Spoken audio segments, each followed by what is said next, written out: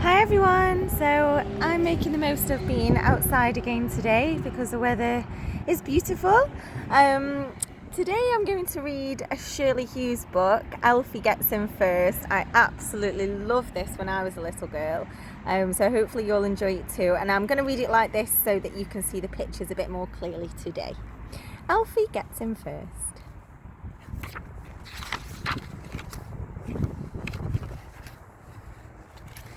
One day, Alfie and Mum and Annie Rose were coming home from the shops. Alfie ran on ahead because he wanted to get home first.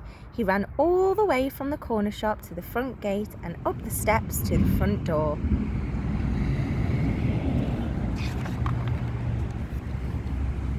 Then he sat down on the top step and waited for the others. Along came Mum, pushing Annie Rose and the shopping. "I raced you," called Alfie. "I'm back first, so there." Annie Rose didn't care. She was tired.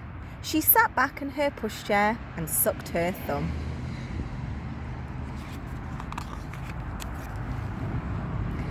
Mum put the brake on the pushchair and left Annie Rose at the bottom of the steps while she lifted the basket of shopping up to the top. Then she found a key and opened the front door. Alfie dashed in ahead of her. I've won, he shouted. Mum putting the shopping down in the hall and went back down to the stairs to lift Annie Rose out of her pushchair. But what do you think Alfie did then? He gave the door a great big slam. Bang! Just like that. Then Mum was outside the door holding Annie Rose and Alfie was inside with the shopping. Mum's key was inside too.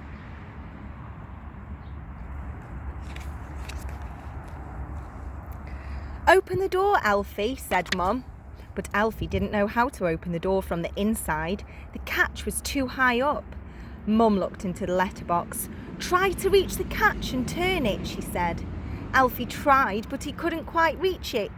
"Can you put the key through the letterbox?" said Mum. But Alfie couldn't reach the letterbox either.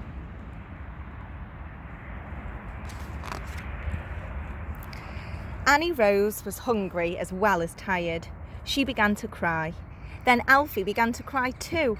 He didn't like being all by himself on the wrong side of the door.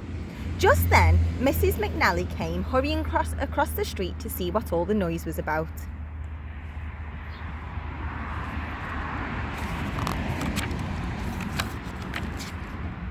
She and Mum took it in turns to say encouraging things into the letterbox, but Alfie still couldn't open the door.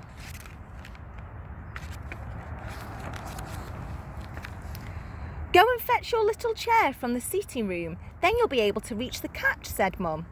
But Alfie didn't try to fetch his little chair. He just went on crying, louder and louder, and Annie Rose cried even louder and louder too. "There's my Maureen," said Mrs. McNally. "I'm sure she'll be able to help."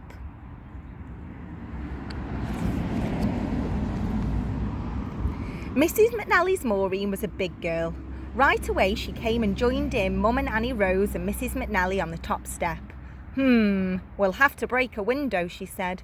"But I'll try to climb up the drain pipe first if you like." But Mrs. McNally didn't like that idea at all. "Oh no, Maureen, you might hurt yourself," she said.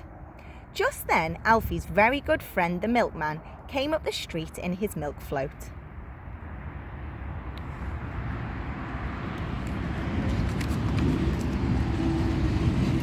When he saw Mum and Annie Rose and Mrs. McNally and Mrs. McNally's Maureen all standing on the top step, he stopped his float and said, "What's the trouble?" So they told him. "Don't worry, mate," the milkman shouted. We'll soon have you out of there."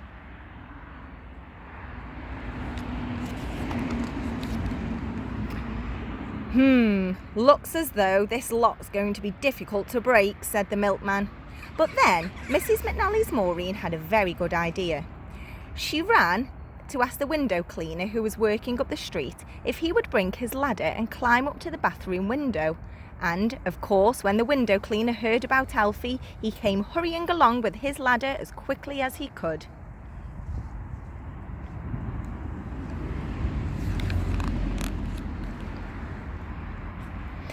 Then Mum and Annie Rose and Mrs. McNally and Mrs. McNally's Maureen and the milkman all stood on the top step and watched while the window cleaner put his ladder up against the house. He started to climb up to the bathroom window, but when he was halfway up the ladder, what do you think happened? The front door suddenly opened and there was Alfie. He had managed to reach the catch and turn it, like that, after all. He was very pleased with himself. He opened the front door as wide as it would go and stood back grandly to let everybody in. Then the window cleaner came down from his ladder, and he and the milkman and Mrs. McNally, Maureen and Mrs. McNally and Annie Rose and Mum and Alfie all went into the kitchen and had tea together.